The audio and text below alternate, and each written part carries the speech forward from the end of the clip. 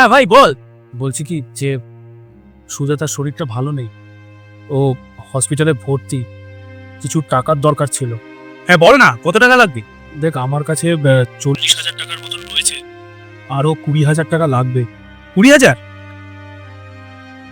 হ্যাঁ দাদা আমি এক্ষুনি তোকে ট্রান্সফার করছি। আচ্ছা ঠিক আছে। কোনো টাকা পয়সা দেওয়ার দরকার নেই। অন্যকে চাই তোমার ভাই টাকা পয়সা, ও লজ্জা করে না চাইতে? ওরা কি দেখতে পায় না আমাদের কত খরচা? এত ভালো ভাবো কি করে তুমি? নিজের যদি কেউ বিপদে পড়ে তাকে সাহায্য করা উচিত, নাকি তার থেকে মুখ ফিরিয়ে নেওয়া। আমাদের আপন আমাদের বাচ্চারাই, আমরা শুধু তার কথা ভাববো। আমরা কোনো এটিএম মেশিন আছে সবার জন্য করতে থাকো সবসময়। থ্যাংক ইউ সকাল সকাল ঘরে ঝগড়া বাঁধানোর জন্য। আর হ্যাঁ, আমাকে আমার ভাই সাহায্য করাতে কে আটকাতে পারবে না। আর একটা কথা শুনে যাও, তুমি যদি আজ ওকে টাকা পয়সা দাও, আমি এই বাড়ি সারা জীবনের মতো ছেড়ে চলে যাব।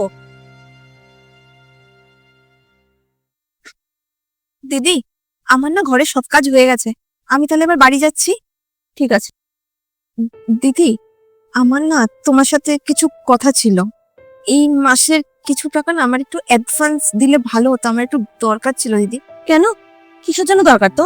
আসলে দেশের বাড়িতে আমার ছোট দেওয়ার খুব অসুস্থ, হসপিটালে ভর্তি, ওখানে না টাকা পাঠাতে হবে, একটু তাই দরকার ছিল দিদি। তো তুই নিজে টাকা খরচা করতে যাবি কেন? আরে তুই কেন টাকা দিবি? দিদি, ও শুধু আমার দেওর নয়, আমার নিজের ছোট ভাইয়ের মতন।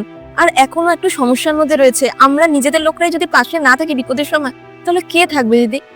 ঠিক আছে, আমি কিছু করছি। ঠিক আছে দিদি, আমি আসছি তাহলে।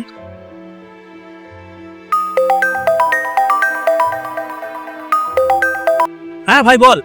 হ্যাঁ দাদা, বলছিলাম তুই যে টাকাটা পাঠিয়েছিস সেটা আমি পেয়ে গেছি। বৌদি আবার নিজের অ্যাকাউন্ট থেকে আমাকে 15,000 টাকা পাঠিয়েছে রে। 15,000? তাই নাকি?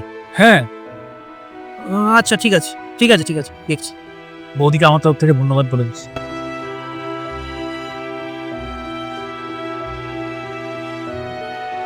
তুমি কি ভাইকে আবার এক্সট্রা করে 15,000 টাকা পাঠিয়েছো? হ্যাঁ গো, আমি টাকা পাঠিয়েছি। আমি আমার ভুলটা বুঝতে পেরেছি। আর আজ ওদের বিপদের দিনে যদি আমরা পাশে না দাঁড়াই আপনজন হয়ে, তাহলে কে দাঁড়াবে বলো? আর আজ ওদের বিপদ, কাল আমাদের হবে না, কে বলতে পারে?